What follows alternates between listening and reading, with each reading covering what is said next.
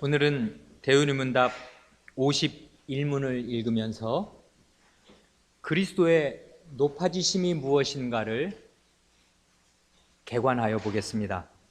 먼저 51문을 함께 낭독하겠습니다. 51문, 그리스도의 높아지심이 무엇입니까? 답,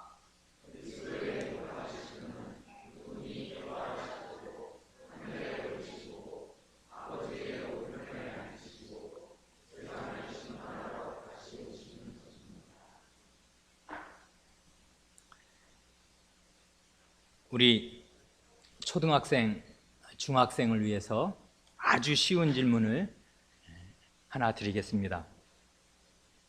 방금 우리 읽은 이 대우리문답 51문 답에서 그리스도의 높아지심을 네 가지로 설명하잖아요. 이 높아지심 네 가지를 현재, 과거, 미래, 시순대로 하면 과거, 현재, 미래로 나눌 때 그리스도의 현재 상태에 해당하는 것은 무엇일까요? 하는 것입니다. 어렵지 않죠? 그러면 난이도를 하나 높여서 고등학생 이상 되는 분들에게 묻습니다. 그리스도의 현재 상태가 우리에게 가지는 의미는 뭘까요? 이제 마지막으로 쉬우면서도 어렵고 어려우면서도 아주 쉬운 문제, 간단한 거 하나 드립니다. 우리가 오늘 시편 68편, 에베소서 4장 이 두 군데를 본문을 낭독했잖아요. 그렇게 낭독한 것은 에베소서 4장이 시편 68편의 인용이기 때문에 그렇습니다. 즉 에베소서 4장 8절이 시편 68편 18절을 그대로 인용한 말씀입니다. 그런데 인용하면서 사도가 말을 정반대로 바꾼 게 있습니다. 68편 18절을 보면 다 읽을 필요가 없이 핵심만 짚어서 말하면 한마디로 주님께서 선물을 인간에게서 혹은 패역자에게서 받으신다 말합니다. 선물을 받는 분이 주님입니다. 여호와 하나님. 그런데 이 68편 18절을 사도가 자기의 이 서신 에베소서 4장 8절에서 인용할 때는 희한하게 말합니다. 반대로 말합니다. 뭐라고 말합니까? 사람들에게 선물을 주셨다 이렇게 말합니다. 선물을 받는 대상이 누굽니까? 선물을 받는 주체가 누굽니까? 여기서는 사람들입니다. 하나님이 아니고요. 오늘 아침에 우리가 읽은 그 요한계시록을 보면 이 하나님의 말씀은 한터럭도 뭐 넣거나 빼거나 하면 저주를 받는다는데, 이 책에 기록된 모든 저주를 다 받는다는데 이 말씀을 주는 것과 받는 것도 사도가 구별을 못하고서 여호와께서 선물을 받으신다고 하는데 이제는 그 본문을 인용하면서 사람이 선물을 받는답니다. 왜 그럴까요? 왜 이렇게 말하는 것일까요? 하는 것입니다. 가만 생각하면 대단히 어려운 것 같지만 왕이 옛날에 전리품을 취하면 그거 어디다 쓰나 뭐 하나 생각하면 대단히 쉬운 질문이기도 합니다. 우리 교우 여러분, 재산 목록을 한번 꼽는다면 뭐 꼽으시겠습니까? 부동산과 동산으로 나뉘잖아요. 재산 목록. 부동산 하면 아파트 가지고 계십니까? 혹시 건물도 가지고 계십니까? 부모님 잘 만나셔서 시골에 물려받은 땅이라도 가지고 계십니까? 아니면 동산으로 통장에 돈이 있는 거, 차곡차곡 적금 부은 거, 혹은 은퇴하신 분들은 연금 나오는 거, 혹은 우리 여성분들은 남편에게 받은 다이아 반지, 금 반지, 이런 게 아마 자기들의 재산 목록일 겁니다. 그런 게 소중하잖아요. 통장이 많은 사람들은 그 열어보고 또 보고 마음이 뿌듯하단 말이에요. 그런데 이런 우리가 가진 지금 현재의 재산 목록들은 다 잠깐 누리고 마는 것이고 밥숟가락 놓을 때 다 놓고 가는 것들입니다. 하나도 영구한 것이 아닙니다. 그런데 우리에게 참되고 영원한 재산 목록이 있는데 그것은 그리스도께서 낮아짐으로써 우리에게 베푸시는 은혜들이고 동시에 그리스도께서 높아지심으로써 우리에게 베푸시는 은혜들, 이런 것들은 영구한 소장 가치가 있는, 그 효과가 영원에 미치는 진정한 의미의 재산 목록입니다. 이걸 모르는 사람이 진짜 가난한 사람입니다. 이걸 모르는 사람이 사실상의 우상숭배자입니다. 그 사람들은 자기 것을 채우려고 이것저것을 버느라 잠도 못 자고 돈을 벌지만 끝내 무일푼으로 하나님 앞에 부끄럽게 설 것입니다. 그러나 그리스도께서 베풀어 주시는 재산 목록으로 자기 마음을 살찌운 사람들은 결코 가난하게 되지 않을 것입니다. 우린 그동안 그리스도께서 낮아지심으로써 베푸시는 은혜를 흔히 하는 말로 요람에서 무덤까지라는 말, 복지 정책을 설명할 때 그렇게 말하지만 그리스도께서 베푸시는 은혜는 요람에서 무덤까지가 아니라, 요람은 태어난 다음부터 애가 앉는 하는 게 요람이잖아요. 애 침대. 그런데 그리스도께서 베푸시는, 낮아질 때 베푸시는 은혜는 요람에서부터 시작하지 않고 엄마 뱃속에서부터 시작합니다. 잉태되실 때부터 우리에게 은혜를 베푸시고 살아생전 내내 하신 일이 다 우리에게 베푸시는 은혜였습니다. 심지어 죽는 그 순간까지. 그러니까 그리스도의 잉태되심과 산 거, 고난받으신 거, 죽으시고 음부에 내려가신 것 전체가 우리에게 베푸시는 은혜의 목록들이고 재산 목록들입니다. 이제는 높아지심으로써 우리에게 베푸시는 은혜들을 살펴볼 차례입니다. 이건 대단한 것들입니다. 크게 이 대우리문답 51문은 그리스도의 높아지심을 네 가지로 개관합니다. 그렇죠? 부활, 승천, 하나님 우편 좌정, 재림. 간단간단하게 한 단어씩 말하면 그것입니다. 그리스도의 부활이 우리에게 주는 은혜와 유익이 뭐겠습니까? 다음 주에 읽을 52문, 그 다음 문에서 자세히 말합니다. 오늘은 이런 것들을 구구절절 다 살피는 시간이 아니고 전체를 개관하는 시간이니까 핵심만 쭉쭉 훑어보고 지나가겠습니다. 그리스도의 부활이 주는 큰 은혜, 우리에게 끼치는 유익을 말한다면 두 가지로 요약할 수 있을 겁니다. 하나는, 첫째는 죄 사함이 확정되는 것입니다. 우리 죄가 완전히 처리되었다는 증명서와도 같습니다. 그래 고린도전서 15장 17절이 그걸 웅변처럼 증거하지 않습니까? 그리스도께서 다시 사신 것이 없으면, 말하자면 그리스도가 부활 안 하셨으면 어떻게 되는 거 아니? 너희의 믿음도 헛되고 너희가 여전히 죄 가운데 있을 것이요. 그렇습니다. 그러니까 그리스도의 부활이 없으면 여전히 우리가 죄 가운데 있고 죄 문제가 해결 안 됩니다. 왜 그렇겠습니까? 우리의 죄를 지시고 그리스도께서 십자가에서 죽으셨는데 우리의 죄가 너무도 지독하고 커서 죄값을 치르고 다 치를 수가 없다면은 그리스도께서는 부활 못 하시는 겁니다. 계속 죄값을 무덤에서 치르고 있어야 합니다. 음부의 자리에서, 그게 영혼의 고통을 말하는 것이든 무덤에 묻혀 있는 것이든 간에 관계없이 계속 그 고통을 치르고 있어야만 합니다.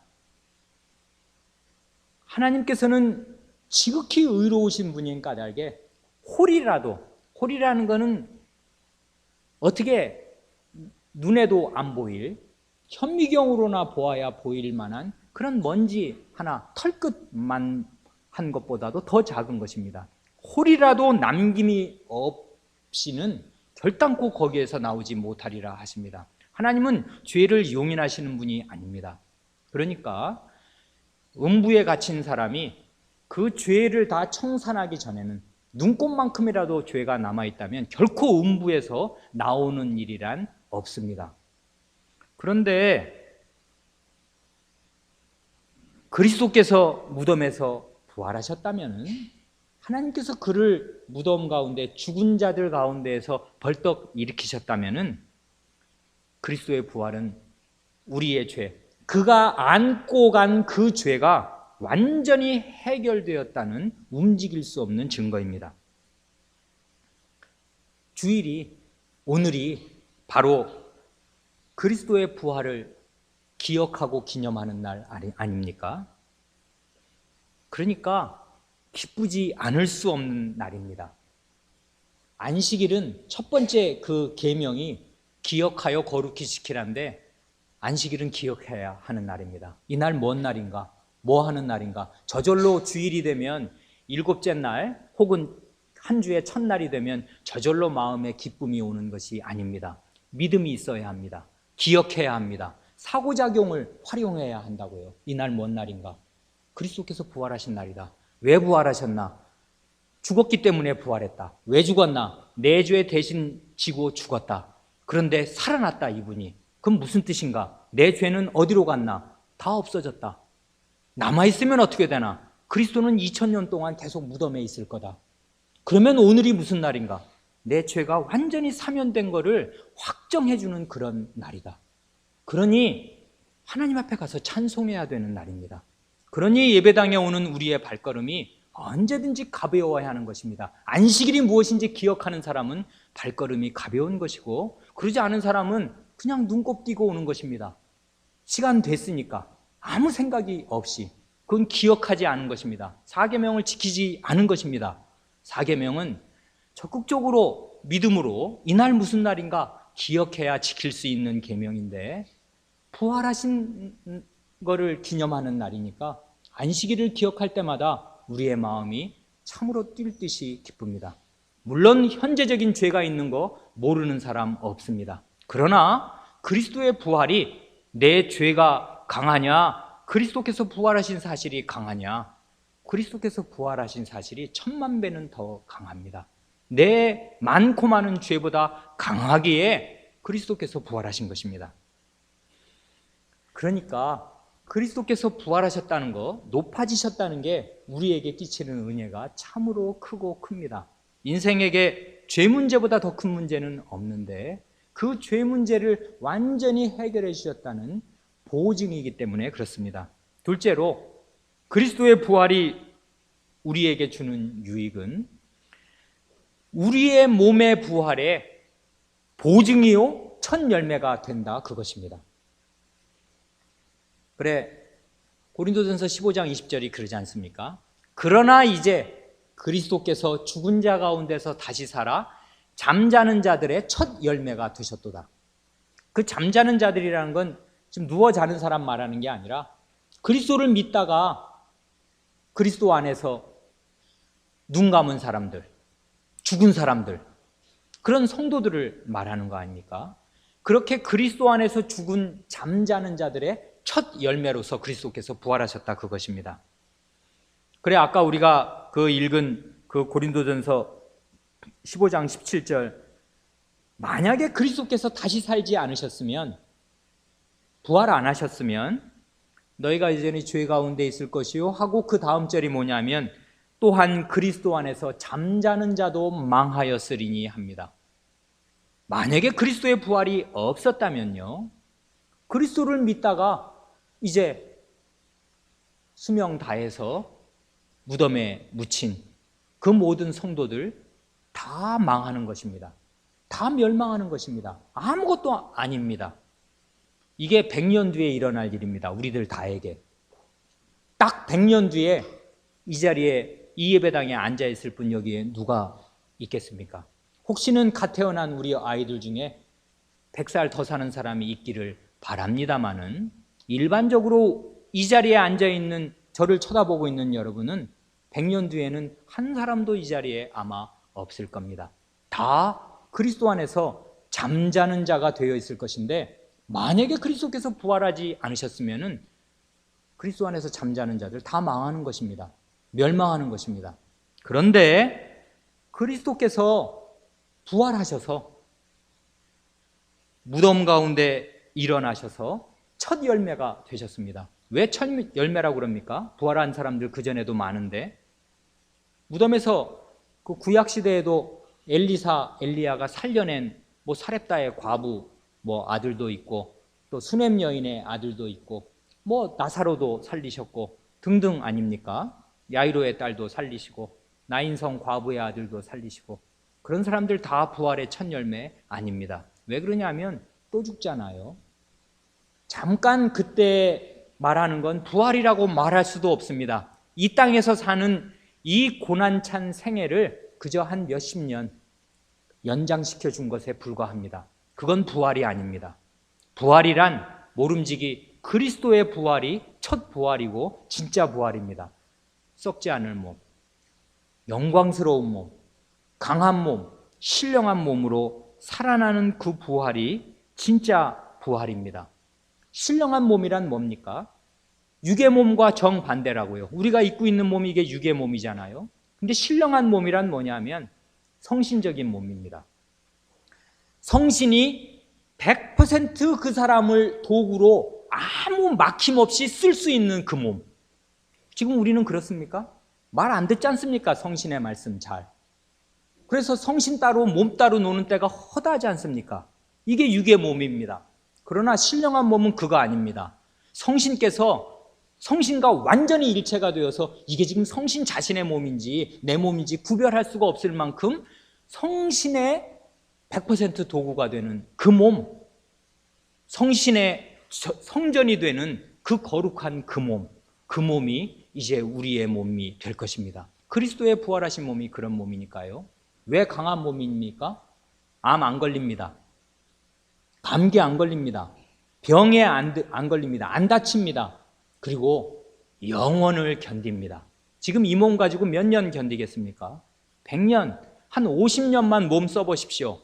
여기저기가 고장이 납니다. 자동차 같으면 부품이라도 바꾸겠는데 사람의 몸 바꿀 부품도 별로 없습니다. 늙고 썩고 쇠퇴합니다. 그러나 우리가 받을 그리스도의 그 부활한 몸은 강한 몸입니다. 영원을 견디는 강한 몸입니다. 그러니 영광스러운 몸이고 결코 썩지 않을 불후의 몸입니다. 이 몸, 죽음과 죄가 결코 침해하지 못하는 그 영광스러운 그리스도의 부활의 몸, 그리스도의 부활의 몸을 어떻게 죄가 틈타고 들겠으며 죽음이 어떻게 범접하겠습니까? 그 영광스러운 몸이 이제 내 거다, 너희 거다 하는 뜻으로 그리스도께서 첫 번째 케이스로 부활하셨습니다. 그 몸이 이제 우리 것이 될 것입니다. 이게 그리스도의 부활이 우리에게 주는 큰 은혜입니다. 다음 주에 우리 52문을 읽으면서 구구절절 그리스도의 부활이 우리에게 어떤 유익을 주고 은혜를 끼치는가를 살펴보겠습니다. 그 다음 부활하신 분이 이제 하늘로 오르십니다. 그리스도의 승천이 주는 은혜가 뭡니까? 요즘 사람들은 이런 거 잘 생각하지 않습니다. 각주 그 214번에 첫 번째 증거 선구가 시편 68편 18절 아닙니까? 아까 우리 문제로 드렸던 거, 주께서 높은 곳으로 오르시며 사로잡은 자를 끌고 그 다음 선물을 인간에게서 또는 패역자 중에서 받으시니 여호와 하나님이 저희와 함께 거하려 하심이로다. 그냥 이 말 그대로 보면요, 주님께서 여호와 하나님 그분이 높은 곳으로 오르신답니다. 그런데 이분은 지금 어떤 상태냐면 왕으로서 전쟁에서 승리를 거두고 높은 곳으로 위험 있는 그 왕좌에 딱 오르는 장면을 지금 포착해서 이게 묘사하는 것입니다. 시편 기자가. 그런데 사로잡은 자를 끌고 옵니다. 전쟁에서 이긴 왕이니까 많은 포로를 끌고 온다고요. 포로가 많으면 요즘 우리야 전쟁 포로 귀찮은 존재 아닙니까? 사실 먹여주고 입혀주고 학대하면 제네바 협정 위반이고 잘 보호했다가 돌려보내야 되잖아요. 옛날에는 안 그랬습니다. 포로는 재산이고 돈입니다. 다 노예잖아요. 내가 할 농사일 공짜로 잡아온 이 전쟁 포로들이 다 해줍니다. 심지어 그 중에는 지식인도 있습니다. 정부 고관 노릇하던 그런 자들도 잡아오면 포로니까 얘는 어떻게 시키냐면 내 집 가정교사를 시킬 수 있습니다. 그렇지 않습니까? 노예인데 사실은 나보다도 학식이 많습니다. 그럼 내 아들 잘 가르쳐줘라. 이렇게도 한다고요, 노예를. 그러니까 포로를 많이 잡아오면 로마가 그렇게 해서 부강했던 나라 아닙니까? 포로로 그 제국을 유지한 것입니다. 전쟁 포로들로 각국에서 잡아온 포로들. 이건 지금 로마 시대 얘기가 아니라 훨씬 더 전 구약 시대 얘기인데 구약 시대도 마찬가지입니다. 포로를 많이 사로잡아 오는 것이 그 왕의 영광이고 그 백성에게 한없는 말하자면은 뿌듯함입니다. 일단 포로 자체를 보는 게 즐거운 데다가 전쟁에서 이긴 증거니까요. 그것들이 다 우리나라에 말하자면 이제 하급 노예가 될 것입니다. 그래 여기 보면 선물을 인간에게서 또는 패역자 중에서 받으시니 합니다. 왜 선물을 받는 것입니까? 이 선물이 뭡니까? 포로입니다. 포로, 노예들. 그걸 패역자 중에서 이 패역한 나라들을 징벌하고서 거기서 이 노예들을 다 사로잡아 왔다고요. 그런 승전하는 왕의 모습을 지금 시편 68편에서 18절에서 그려놓고 있습니다. 그렇게 하는 이유가 중요한데요. 왜 그렇게 한다고요? 여호와 하나님이 저희와 함께 거하시려고. 풍성한 왕으로서 백성의 안위를 지키고 나라를 지키며 외족들을 다 굴복시켜서 자기 발 아래 깔아서 노예로 데리고 오는 위풍당당한 왕으로서 그 백성과 함께 거하시려고 지금 이렇게 하신다는 겁니다. 여호와 하나님의 백성과 함께 거한다. 그게 뭡니까? 그게 임마누엘이잖아요. 하나님이 우리와 함께 하신다. 우리와 함께 하시는 하나님. 임마누엘의 하나님이 되시려고 지금 이 여호와 하나님이 승전하는 왕으로서 포로들을 끌고 왔고 그 포로들을 패역한 나라, 패역한 자들에게서 받으신 것입니다. 선물로. 자, 그런데 요 말을 에베소서에서 바울 사도가 구약을 제일 잘 아는 사람인데 그 사람이 4장 8절에서 이렇게 인용합니다. 그러므로 이르기를, 그 다음 증거성구일 거 아니에요? 그러므로 이르기를 그가 위로 올라가실 때 사로잡힌 자를 사로잡고, 여기까지는 같지 않습니까? 그가 위로 올라가실 때, 이건 뭘 말하는 겁니까? 이 앞뒤를 읽으면 좋은데 그가라는 건 예수 그리스도를 말하는 거거든요. 이 시편 68편을 예수 그리스도의 승천에 딱 적용해서 왕이 높은 보좌로 나아가는 것이 사실은 그리스도께서 승천하실 때 딱 이루어지는 거다. 그리스도께서 전쟁에서 이기신 다음에 자기 보좌로 높이 올라가시지 않냐, 그게 승천 아니냐, 그렇게 말하는 것입니다. 지금 그가 위로 올라가실 때, 높이 올라가실 때 사로잡힌 자를 사로잡고, 여기는 구약 성경과 마찬가지잖아요. 사로잡힌 자를 끌고, 이 말이나 사로잡힌 자를 사로잡고, 그거나 똑같습니다. 그런데 그 다음 말은 반대입니다. 구약에서는 선물을 인간에게서 혹은 패역자에게서 받으셨다, 주께서 그러시는데, 여기서는 그게 아니라 사람들에게 선물로 주셨다 하였도다 하면서 마치 자기가 구약을 잘 인용한 듯이 이렇게 요즘 말로 하면 이 큰 따옴표를 달아서 인용을 이렇게 합니다. 근데 인용이 거꾸로 되었습니다. 선물을 원래 주께서 받으셔야 되는데 이제 사람들에게 선물을 주셨다 합니다. 왜 그렇겠습니까? 왜 이렇게 말을 정반대로 바꾸어서 인용하는 것입니까? 그건 당연합니다. 어려운 말 같지만 대단히 쉬운 일입니다. 왕이 전리품을 취하는 이유가 뭡니까? 자기 백성에게 주기 위함입니다. 왕은 일단 전리품을 취합니다. 가집니다. 남의 나라 가서 딱 전쟁에 이기면 포로들을 왕이 다 가집니다. 왕이 그 많은 노예 다 부립니까? 아닙니다. 끌고 옵니다. 와가지고서는 자기 백성들에게 나누어 줍니다. 그래서 구약에서는 전승하는 이 왕께서 선물을 받으셨다고 말하고, 근데 받으신 이유가 뭐냐? 그 목적을 사도가 정확히 이해하고서는 그 말을 인용할 때는 사도의 권위로 정반대로 바꿔서 사람들에게 선물로 주셨다, 그렇게 말하는 것입니다. 왕의 전리품을, 노예들을 이 왕의 백성들에게 전리품으로 주십니다. 갖다 쓰라고. 그러면 너 이제 편안하게 살 수 있다고. 노예들이 다 밭일, 논일, 집안일 다 해주니까. 그리스도께서 사로잡은 노예를 자기 백성에게 선물로 주십니다. 그게 누굽니까? 뭔 선물을 주십니까? 4장 11절에 나오지 않습니까? 에베소서 4장 11절에 8절에서 사람들에게 선물을 주셨도다. 지금 바울 사도의 관심은 왕 자신이 전리품을 취한 데 있는 게 아니라 취한 전리품을 이제 분배해 준다, 자기 백성들에게. 그래서 사람들에게 나누어 줬다. 이거에 지금 바울 사도의 관심이 있고, 우리의 관심도 사실 거기 있는 거 아닙니까? 우리의 왕이 부자면 나도 비익이 있어야 될, 유익이 있어야 될 거 아닙니까? 그런데 그 선물이 뭐냐면 한마디로 말하면 사도와 목사입니다. 그리스도의 승천이 주는 은혜가 무언가? 에베소서 4장은 어떻게 말합니까? 거기 우리가 4장 읽은 데 나오잖아요. 사람들에게 8절에서 선물을 주셨다 해놓고 11절에 가면은 그가 혹은 사도로 혹은 선지자로 혹은 복음 전하는 자로 혹은 목사와 교사로 주셨다.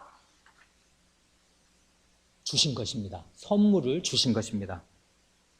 그러니 그리스도의 승천의 현저한 은혜가 뭐냐면 사도와 목사입니다. 근데 왜 사도와 목사가 포로입니까?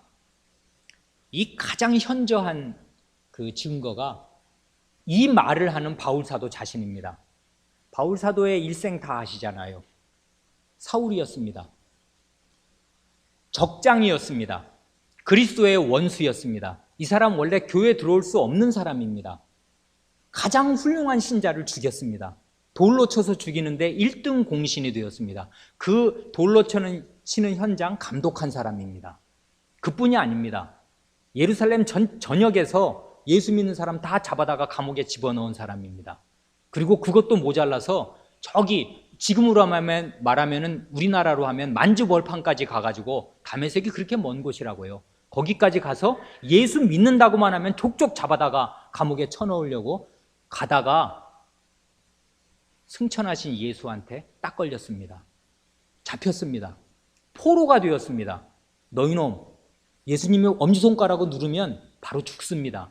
그런데 그 포로를 사로잡아가지고 그리스도께서 뒤에 딱 차시고, 이놈은 내 노예다, 포로다. 너는 이제 꼼짝 말아다. 평생 내 노예로 살아야 한다 하시면서 자기 백성에게 선물로 주십니다. 우리가 다 그 백성들 아닙니까? 바울 사도의 그 봉사로 말미암아 우리가 얼마나 큰 유익을 지금도 누립니까? 온 세계의 교회가, 전 시대의 교회가 이 바울 사도가 가르친 복음과 이 사람이 쓴 13권의 그 책으로, 성경 말씀으로 말미암아 우리가 얼마나 부유해집니까? 우리가 가진 재산이 얼마나 많이 늘었습니까? 이게 지금 정말 여러분 하녀, 하인 10사람 얻는 것보다 이게 못합니까? 바울사도 한 사람을 우리의 노예로 선물로 얻은 것이 이것입니다. 그리스도는 많은 노예들을 가지고 계십니다. 목사들은 다 그리스도의 노예입니다. 왜 그렇습니까? 본래 죄인들이었거든요. 하나님 나라에 들어올 수 없는 자들입니다. 그런데 하나님께서 그리스도께서 승천하시면서 그런 노예들 너 일로 와, 너 일로 와 해가지고 다 눌러가지고 제압하시고 무장을 해제시키시고 자기의 노예로 만드셨습니다. 왜 그러셨습니까? 자기 백성에게 선물로 주시려고 그렇게 하셨습니다. 목사는 교인들에게 존경받고 높임받으라고 세운 존재가 아닙니다. 교인들에게 선물로 줄 포로입니다. 그리스도의 전승물입니다. 노예입니다. 교인들을 섬기라고, 교인들의 종노릇하라고, 가서 교인들의 선물 노릇하라고 그리스도께서 이 못된 것들을 사로잡으셔서 바꿔서 꼼짝 못하게 하시고 자기 백성들에게 주시는 선물입니다. 이 선물이 없으면 우리 어떻게 됩니까? 그리스도 배울 길이 없습니다. 그리스도가 누구신지 모릅니다. 하나님 나라가 뭔지 모릅니다. 아무 복도 못 받습니다. 죄사함 못 받습니다. 사도가 없는데 무슨 죄사함을 받습니까? 사도가 있어야 그리스도의 복음을 듣고 믿고 알게 되는 거라고요. 사도는 1세기도 못 살고 죽었습니다. 그 다음엔 어떻게 됩니까? 교회가 전하는, 목사가 전하는 복음이, 사도적 복음이 없으면 아무것도 없는 것입니다. 이 세상에. 그러니까 최대의 선물입니다. 승천하신 그리스도, 그리스도께서 하늘로 오르셔서 우리에게 주시는 은혜, 사도와 목사입니다. 한 가지 더 생각할 점이 있습니다. 시편 그 68편 18절을 보면은 주께서 높은 곳으로 오르시는 궁극적인 이유가 나오지 않습니까? 맨 마지막에. 그게 뭡니까? 여호와 하나님이 저희와 함께 거하려 하심이로다. 그것입니다. 임마누엘의 하나님이 되시려고 이 모든 일들을 행하시는 것입니다. 이게 목적입니다. 궁극적인. 사로잡아가지고 선물을 주고 하는 건 다 경과 과정 가운데 나오는 것이고요. 궁극적으로는 그리스도께서 이 여호와 하나님께서 우리와 함께 계시는 임마누엘의 하나님으로서 자기 백성과 함께 영원히 사시려고 포로들을 잡아다가 선물로 주시는 것입니다. 그런데 그와 꼭 마찬가지로 말이에요. 이게 꼭 똑같습니다. 그리스도께서 승천하시는 이유도 바로, 하늘로 올라가시는 이유도 바로 그 백성과 함께 거하려 하심입니다. 임마누엘의 주님이 되시려고 승천하시는 것입니다. 이게 역설 아닙니까? 이 땅에 있는 우리와 함께 계시기 위해서 우리를 떠나서 하늘로 올라간다. 이게 역설 아닙니까? 아니, 우리와 함께 계시려면 여기 계속 계셔야 될 거 아니에요. 왜 떠나냔 말이에요. 왜 하늘로 올라가냔 말이에요. 여기 같이 살지. 그런데 그리스도께서 여기 같이 살면 어떻게 됩니까? 그리스도는 몸을 가지고 계시잖아요. 대한민국에 계시면 어떻게 됩니까? 미국에는 안 계시는 것입니다. 그렇잖아요. 왔다 갔다 벽을 통과하고 어쩌고 할지 몰라도 그리스도께서 거기 계시면 딴 데는 안 계시는 거라고요. 부활하신 그리스도도 몸을 가지고 계신 분 아니에요. 그러니까 부활하신 그리스도께서 계속 여기에 계시면 말이에요. 전 세계 모든 자기 백성과 함께 계시는 것이 아닙니다. 전 세계 모든 백성과 함께 계시려고 그리스도께서 우리를 떠나서 하늘로 올라가시는 거라고요. 마태복음 28장 20절, 오늘 우리 주일 아침 성경 공부 시간에 본 그 구절이 바로 그 증거입니다. 승천하시면서 그리스도께서 하늘로 올라가시면서, 지금 우리가 그리스도의 승천을 생각하고 있잖아요. 하늘로 올라가시면서 하신 말씀이 뭐냐면, 내가 볼지어다 내가 너희와 세상 끝날까지 항상 함께 있으리라. 역설 중에 역설입니다. 아니, 같이 있지. 같이 안 있고 이 땅에 우리를 내버려 두고 자기 혼자 하늘로 올라가면서 내가 너희와 세상 끝날까지 함께 있을 것을 약속하면서 하늘로 올라가십니다. 이 역설을 제대로 이해하는 게 오늘 그리스도께서 나와 함께 하시는가를 딱 붙잡는 지름길입니다. 승천하시면서 그리스도께서 보내주신 것이 있습니다. 뭡니까? 성신과 사도의 말씀입니다. 그렇지 않습니까? 그게 사도행전에 좔좔잘 나타난다고요.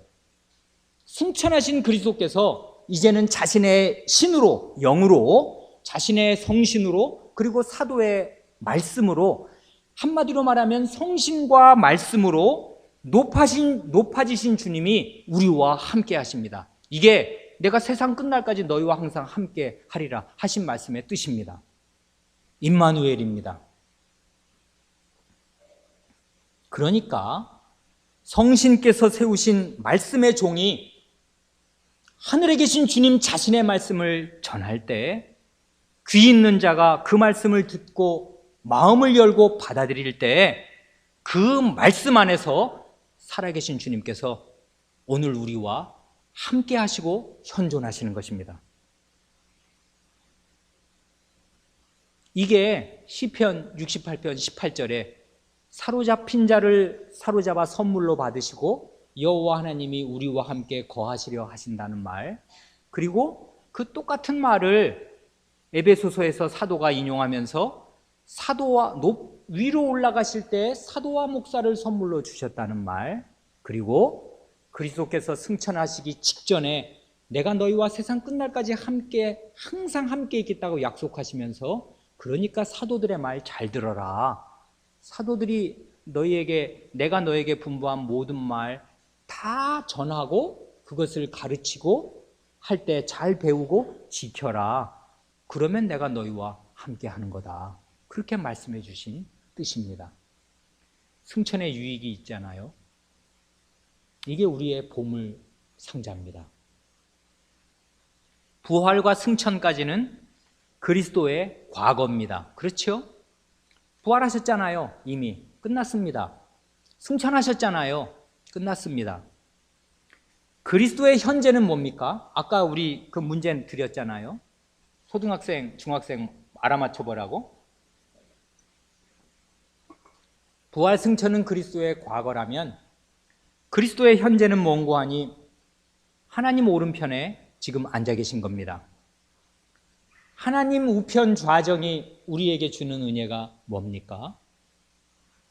거기 각주 215번에 두 번째, 세 번째 증거 선구가 나오지 않습니까? 그 유명한 시편 110편 1절, 그리고 그 시편을 인용한 사도행전 2장 35절. 하나님 우편에 지금 앉아 계신다는데 뭐 때문에 앉아 계신다는 겁니까? 거기서 뭐 하신다는 겁니까? 그리스도는 현재 지금 뭘 하고 계십니까? 거기 나옵니다. 자기의 원수, 곧 자기 백성의 원수를 정복하고 계십니다. 이게 그리스도의 현재입니다. 그리스도에게는 원수가 참 많이 있습니다. 안 믿는 사람들이 일단 그리스도의 원수입니다. 사울 같은 사람. 하나님의 땅에 살면서 그리스도가 하늘과 땅의 모든 권세를 가지셨는데 굴복할 줄을 모르잖아요. 하나님의 해, 하나님의 비, 하나님의 땅에서 살면서 한 번도 제대로 감사할 줄을 모르지 않습니까? 예배드릴 줄을 모르잖아요. 왕의 위엄이 역력하게 나타나는데 무릎 꿇을 줄을 모르잖아요. 원수들입니다.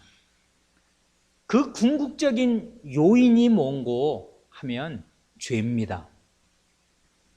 그리고 그 죄가 결국은 죽음을 가져옵니다. 그래 결국 우리는 다 죽습니다. 이 현존 인구가 뭐 60억인지 70억인지 그렇다는데 100년 뒤에 10사람, 20사람도 안 남을 겁니다. 150년 뒤에는 지금 이 지구상을 뒤덮은 현존 인구는 한 사람도 안 남습니다. 끔찍한 일 아닙니까? 어떻게 다 죽습니까, 사람이? 다 죽습니다. 근데 죽음이 정말 원수입니다. 하나님이 이렇게 하라고 사람을 지으신 것이 아닌데 속절없이 한 사람도 빼놓지 않고 죽고 또 죽고 100번 고쳐 죽고 또 죽습니다. 하나님의 원수입니다. 그리스도의 원수입니다. 그래, 이 죽음이 모든 악의 총화입니다. 그래서 맨 마지막에 멸망받을 원수는 사망이니라 하고 고린도전서 15장 26절에서 말합니다. 그런데 죽음이 죽는 날이 있습니다. 역설이 아닙니다. 죽음이 멸망받아 끝납니다. 죽음이 죽습니다. 계시록 20장 14절이 죽음의 죽음을 보여줍니다. 사망과 음부도 불못에 던지우니 이것은 둘째 사망 곧 불못이라. 불타는 연못인데 그 이름이 불타는 연못, 불못이기도 하고 둘째 사망, 두 번째 죽음이기도 합니다. 그러니까 첫 번째 죽음, 우리들이 이렇게 목숨이 끊어지는 거 말이에요. 언젠가 이 첫 번째 죽음이 죽는 날이 옵니다. 둘째 사망으로 불못으로 던져져서 죽음이 끝나는 날이 옵니다. 그래서 이제 그 다음 장 계시록 21장 4절로 가면 다시 사망이 없고 그런 말이 나오는 것입니다. 죽음이 죽었으니까 이제는 더 이상 죽음 자체가 없어지는 세상이 활짝 열릴 것입니다. 그것이 그리스도의 원수입니다. 원수 중에 원수, 맨 마지막까지 그리스도가 치열하게 싸워야 할, 결국은 무릎 꿇리고야 말 그리스도의 원수입니다. 그런데 거기 각주 215번의 마지막 증거 선구 히브리서 1장 3절에 그리스도께서 하나님 우편에 앉아 계신 것서 우리에게 베푸시는 은혜, 그리고 원수를 정복하시는 일에서 무슨 일을 하시는가 하는 중요한 정보 하나를 또 줍니다. 히브리서 1장 3절, 이는 이게 그리스도를 말하는 거잖아요. 하나님의 아드님. 이는 하나님의 영광의 광채시요 그 본체의 형상이시라. 그의 능력의 말씀으로 만물을 붙드시며, 그 다음 말이 중요하잖아요. 그 다음 두 마디가 죄를 정결케 하는 일을 하시고 높은 곳에 계신 위엄의 우편에 앉으셨느니라. 죄를 정결케 하는 일을 하신다는 것과 높은 곳에 계신 위엄의 우편, 위엄은 이게 왕의 위엄을 상징하는 거잖아요. 하나님의 우편에 앉으셨다. 이 두 가지가 딱 붙어 있습니다. 그렇잖아요. 그러니까 흔히 생각하면 그리스도, 기름 부음 받은 자, 왕, 제사장, 예언자, 삼직, 나 다 알아. 그러면 하나님 보좌 우편에 앉는 건 뭘까요? 이렇게 물어보면 우리 아이들은 왕이요 대답할 거 아니에요? 맞습니다. 왕이 보좌, 하나님의 보좌 핵심에 오른 자리에 딱 앉는 거지요. 하나님 보좌 우편에 앉는 거, 지금 우린 그걸 생각하고 있는데 그게 왕으로서 통치하는 일이고 원수를 굴복시키는 일입니다. 많은 히브리서는 생각이 조금 다릅니다. 히브리서는 그 일을, 하나님 보좌 우편에 앉으시는 그 일을 무엇과 관련해서 주로 설명하냐면 제사장의 일과 관련해서 설명합니다. 그래서 여기 보면 죄를 정결케 하는 일을 하시고 높은 곳에 계신 위엄의 우편에 앉으셨느니라 하는 걸 딱 붙여놓습니다. 그러니까 그리스도의 왕직과 제사장직은 동시에 나타나고 연결되어 있는 것이지 구분되어 있는 것이 아닙니다. 증거가 또 있습니다.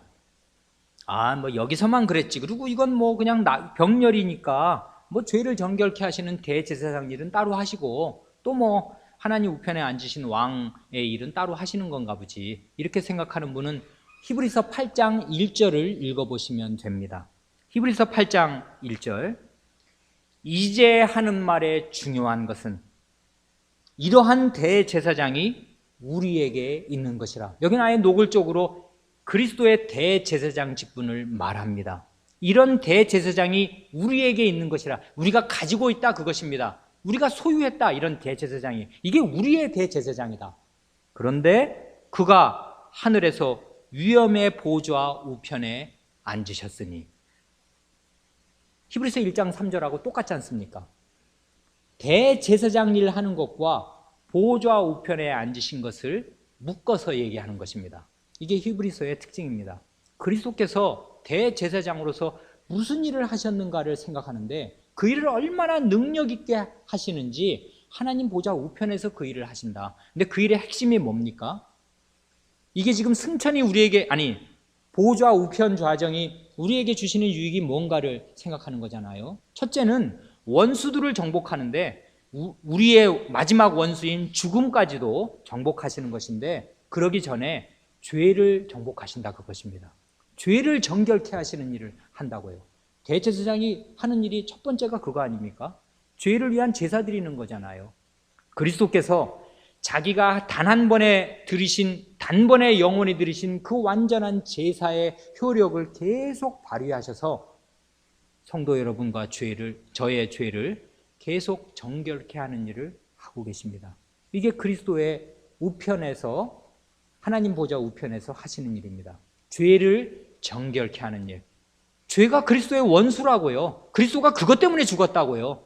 자기를 죽게 만든 것처럼 큰 원수가 어디 있어요. 그러니까 그 원수를 그리스도께서 정복하시는데, 대제사장으로서 우리의 죄를 씻으시면서 그 죄를 정복하십니다.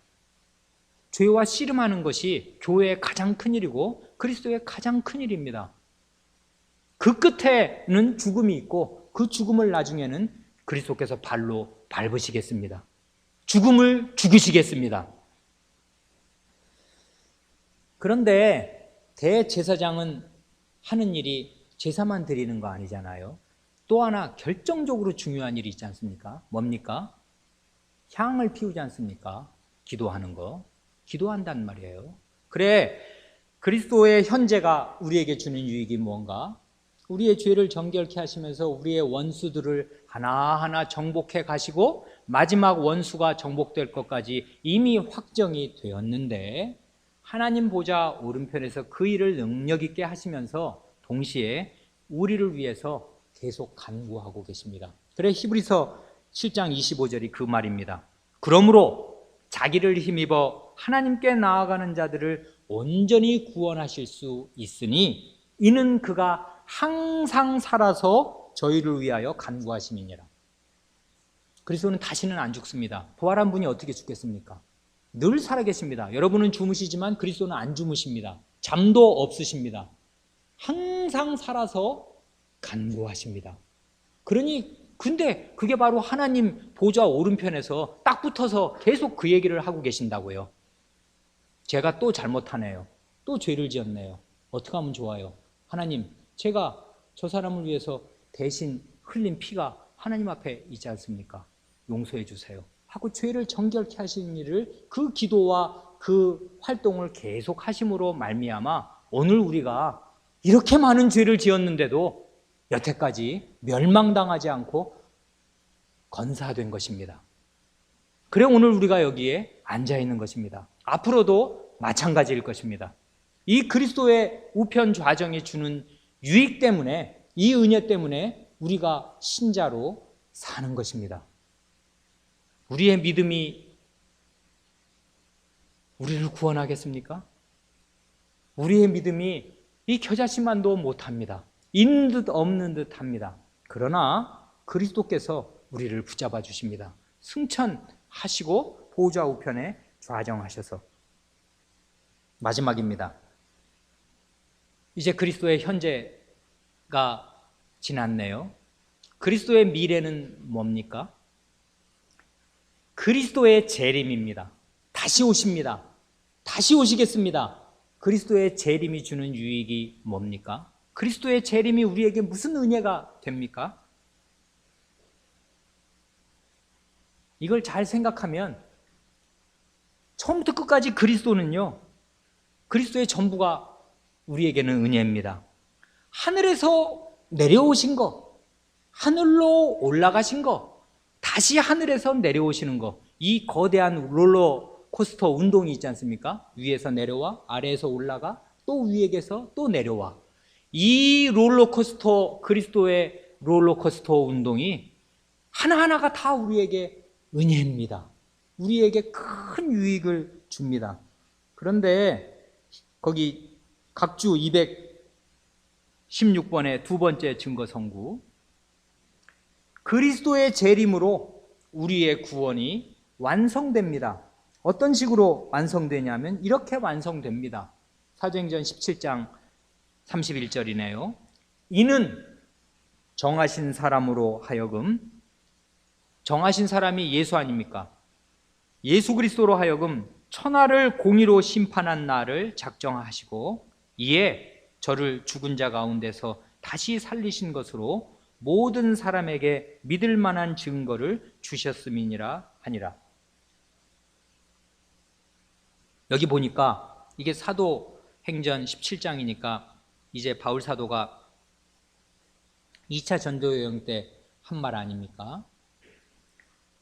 재판장도 정해졌습니다. 그리고 재판 날짜가 잡혔습니다. 다 확정됐습니다. 천하를 공의로 재판할 재판장, 심판장과 재판 기일이 잡혔습니다. 그 재판은 공의로운 재판입니다. 각 사람을 조금의 빈틈도 없이 모든 증거를 완벽하게 제시하면서 정의롭게 재판하실 것입니다. 그래 거기 마지막 증거 선고 마태복음 16장 27절을 보면 각 사람의 행한 대로 갚으실 것입니다. 이 말 들으면 겁나십니까? 그리스도를 위해 땀 흘린 것이 없고 그 많은 기회를 주셨는데, 그 많은 나날들을 주셨는데 그리스도를 위해 눈물을 흘린 것이 없고 그리스도를 위해 피 흘린 것이 없고 그리스도의 몸을 위해 헌신적으로 봉사한 것이 없는 사람들은 그리스도의 재림이 은혜가 아니라 오히려 당황스러운 일이 될 것이고 두려움이 될 것입니다. 그러나 자기 양심으로 볼 때 사도 바울이 성경 여기저기에서 고백하는 대로 진정으로 그리스도를 위해 땀 흘리고 그리스도를 위해 눈물을 흘리고 그리스도를 위해 피를 흘리고 그리스도의 몸인 교회를 위해서 보이게 보이지 않게 애쓰고 헌신한 그 사람들은 그 사람의 행위대로 그리스도께서 다시 오셔서 반드시 하나도 남김없이, 호리도 남김없이 다 갚아주시겠습니다. 이제까지 우리는 그리스도의 과거와 현재와 미래가 우리에게 어떤 은혜를 가져오는가를 잠시 생각했습니다. 부활, 승천, 우편좌정, 재림. 그런데 이 사도행전 17장 31절 이걸 다시 보면 그리스도의 부활과 재림, 처음과 끝이잖아요. 그리스도의 높아지심의 처음과 끝이 아름답게 만납니다. 그리스도께서 부활하신 것이 그리스도께서 다시 오실 것과 심판하실 것에 대한 믿을 만한 증거라고 하십니다.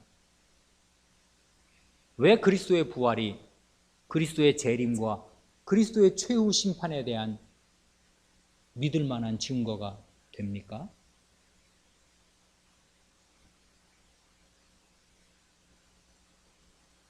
그리스도의 부활의 뜻을 잘 생각하면 어렵지 않게 알 수 있습니다.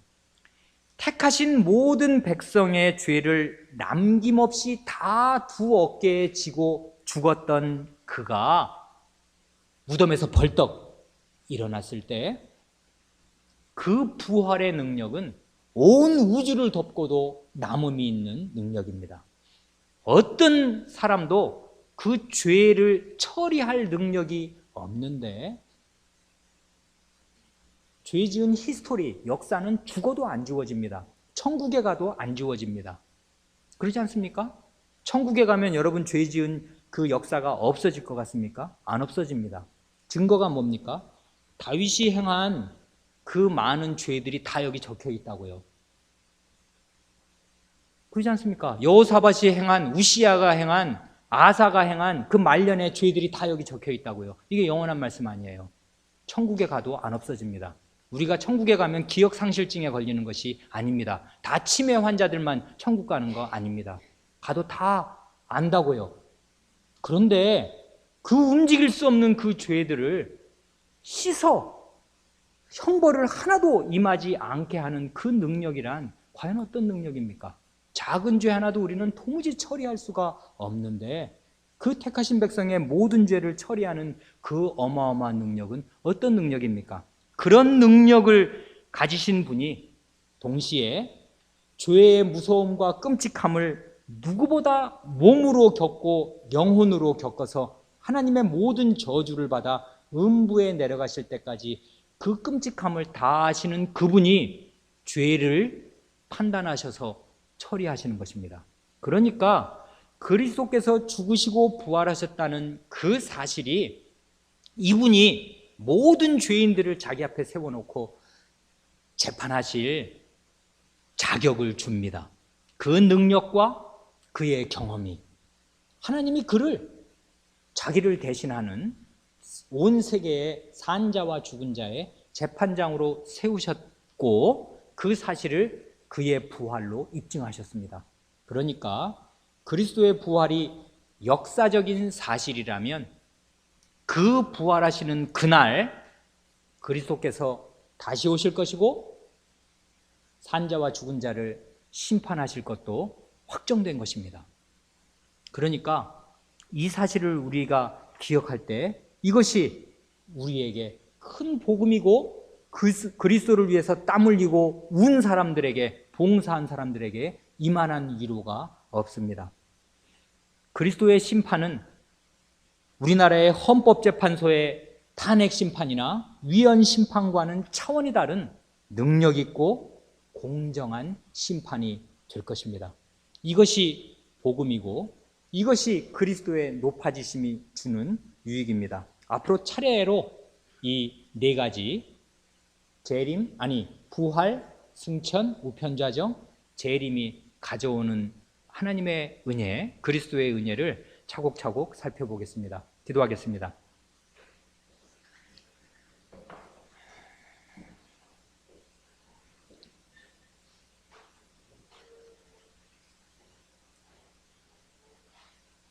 하나님 아버지, 우리 주 예수 그리스도를 저희의 그리스도로 세우시고 저희의 주로 세우셨사오니 저희는 살아도 그리스도 안에 있기를 원하오며 죽는 그 시간에도 죽음 이후에도 오직 그리스도 안에만 있기를 원하옵니다. 그리스도 밖으로 나가는 시간이 저희에게는 죽음이요 멸망이며 저희의 죄짐을 고스란히 다시 져야 하는 끔찍한 일이 될 것이므로 저희는 결단코 그런 일이 저에게 일어나기를 원치 아니하오며 사나 죽으나 언제든지 깨어있는 시간이나 잠든 시간이나 언제든지 오직 그리스도 안에 있기를 원하오며 그리스도와 친밀한 관계 안에서 그리스도께서 저희를 빤히 보시고 저희도 그리스도를 믿음으로 바라보는 가운데 그리스도의 모든 말씀을 마음에 간직하고 지켜 행하면서 그리스도께서 저희의 모든 수고를 알아주시고 인정하시며 받아주시는 그런 삶을 살기를 원하옵니다.